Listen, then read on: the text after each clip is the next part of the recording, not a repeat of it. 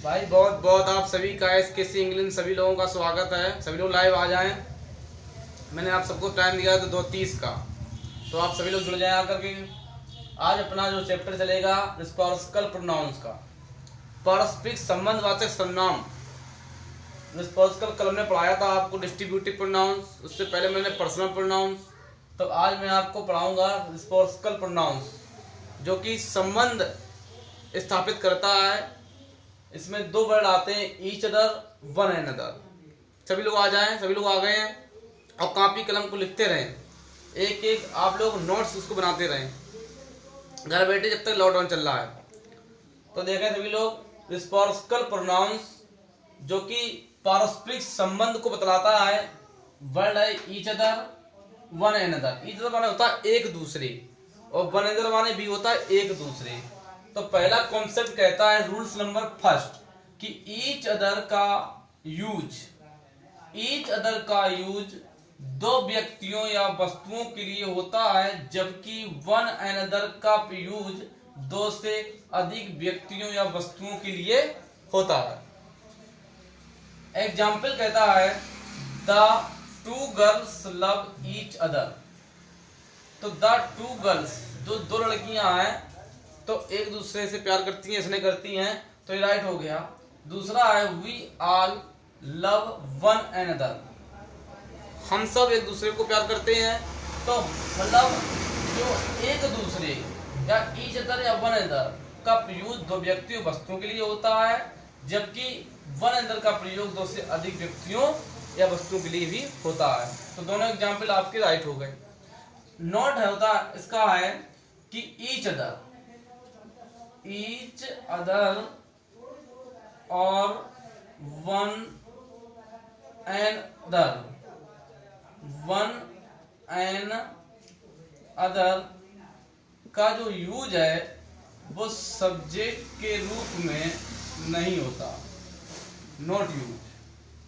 मतलब सब्जेक्ट का रूप में ये वन अदर और ईच अदर का प्रयोग नहीं करेंगे। जैसे एग्जाम्पल पहला है, each other are ready to go there. तो इसलिए गलत है क्योंकि ये सब्जेक्ट का स्थान लिए है। इसके स्थान पर हमने प्रयोग किया दे का, they are ready to go there, right हो गया।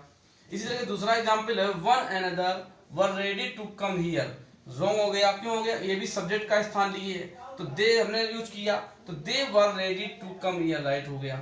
अब ध्यान ये देना कि इन दोनों का प्रयोग सब्जेक्ट के स्थान पर जब नहीं करेंगे तो इनके स्थान पर एक ऐसा प्रोनाउन, मतलब each other, one and other, दोनों के बदले ऐसे प्रोनाउन का यूज करें जो सेंटेंस के जो अर्थ है वो स्पष्ट कर सके।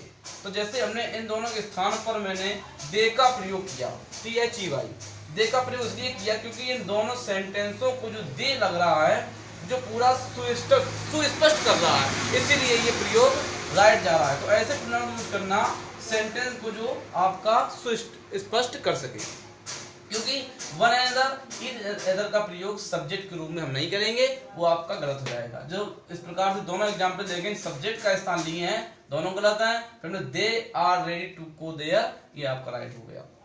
तो इस प्रकार से आप ईच अदर और वन अदर का प्रयोग करेंगे।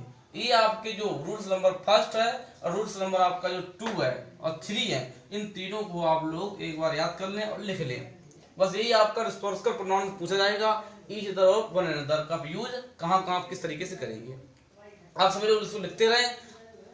अगले लाइव में आपको अगले प्रोनाउन के बारे में बताऊंगा, बस आप लोग सब्सक्राइब करें। यूट्यूब पर आप लोग जाएं, यूट्यूब पर बहुत से बच्चे कह रहे हैं कि फेसबुक पर नहीं वो चलाते हैं, कोई बात नहीं, यूट्यूब पर भी हम देंगे लाइव, ठीक है। उसके लिए आप यूट्यूब पर मेरी साइट लिखेंगे, इंग्लिश ग्रामर 941022, इसको सर्च करेंगे तो SKC इंग्लिश लिख के आएगा, SKC इंग्लिश। तो इसको सर्च करने के बाद आप वीडियो को लाइक करें और सब्सक्राइब करें। आप आगे बढ़ेंगे, आपके सर जी आगे बढ़ेंगे। इस तरीके से मैं आपको एक करके वीडियो डालूंगा। जो समझ ना आए मुझे मैसेज करें, कमेंट करें। इसीलिए मैं आपको प्रोनाउंस के बारे में बता रहा हूँ।